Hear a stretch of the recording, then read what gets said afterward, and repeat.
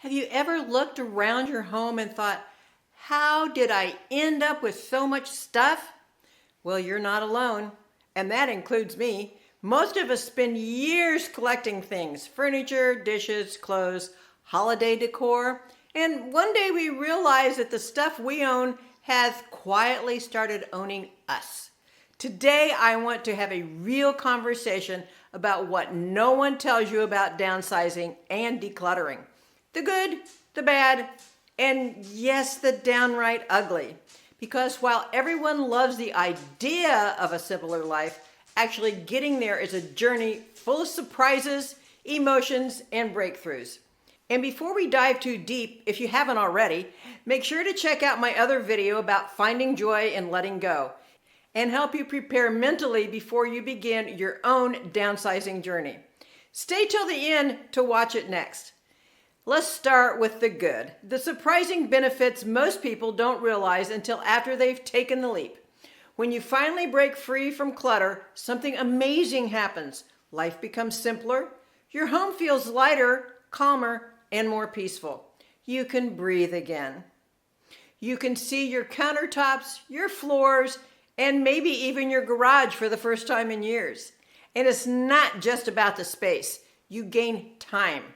Time you once spent cleaning, organizing, or hunting for misplaced things now becomes time for morning walks, weekend trips, or lazy coffee chats with friends. You gain money too.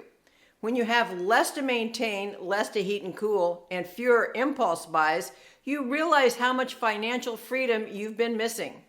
But maybe the biggest gift is emotional freedom.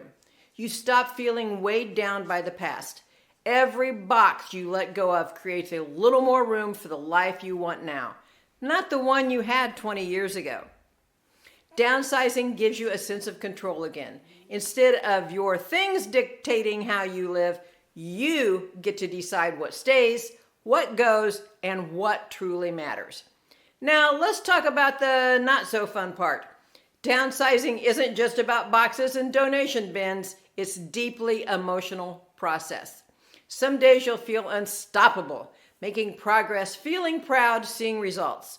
Other days, you'll find yourself sitting on the floor, surrounded by memories, feeling overwhelmed, and wondering if you made a mistake.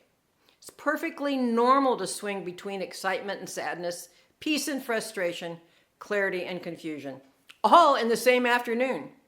You'll question yourself constantly. What if I need this someday?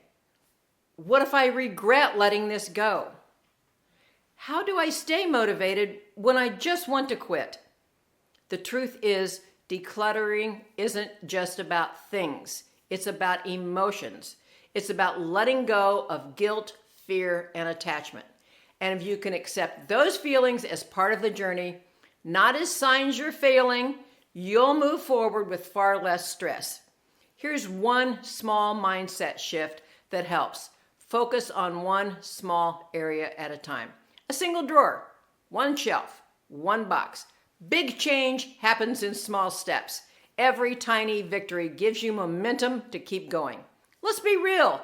There are a few mistakes you'll want to avoid because they can make your downsizing journey a lot harder than it needs to be. Mistake number 1, trying to do it all at once. You can't declutter a lifetime of stuff in a weekend. Create a plan, break it into zones, and give yourself permission to take your time. It's not a sprint. It's a lifestyle shift. Mistake number 2, doing it alone. Asking for help isn't weakness, it's wisdom. Having family, friends, or even a professional organizer beside you keeps things moving and makes the process far more enjoyable. Laughter, memories, and shared stories make the experience meaningful. Mistake number 3, bringing too much into your new home. If you're moving from, say, 3,000 square feet to 1,000, you simply can't take it all. Measure your new rooms, understand your storage limits, and prioritize the items that support your next chapter, not your last one. Mistake number 4, waiting too long to start. And this is a big one. Many people delay downsizing for years thinking they'll get to it someday. But that often delays and leads to stress, financial strain, and regret.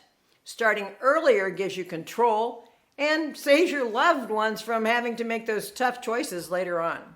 Mistake number 5, falling back into old habits. Breaking the buying just because cycle is essential. Before every purchase, ask, do I truly need this, or am I filling an emotional gap? When you understand the why behind your shopping, you gain real power over clutter. Now, let's talk about the 2 major myths that sometimes stop people from even trying. Myth number 1. Decluttering is always stressful and overwhelming. Yes, it can be emotional, but with the right mindset, it can actually feel freeing, even fun. Every donation, every cleared corner brings a wave of relief and pride. Myth number 2. Downsizing is only for extreme minimalists. Not at all. You don't need to live in an empty, white room to enjoy a simpler life. It's about balance, keeping what you use, love, and truly need. So now, let me share 5 secrets that make all the difference when you're decluttering or downsizing. Number 1, start small. Don't wait for the perfect time. Begin again with 1 drawer and 1 closet. Success builds momentum. Number 2, sort and categorize. Create 3 piles, keep, donate, and discard. And I always add another one, give the kids back their stuff. Anyway, over time, you'll develop a decluttering muscle that makes decisions easier. Acknowledge the emotions. It's okay to cry, laugh, or pause. Remember, the memories aren't in the items. They live in your heart. Focus on clarity and freedom. A clutter-free home brings peace, calm, and space for what matters most: your relationships, passions, and personal growth. And lastly, number 5, declutter your mind. This isn't just about stuff, it's about mental clarity. When you physically release your clutter, your thoughts, goals, and priorities become clearer too. Now, let me share why this message matters so deeply to me.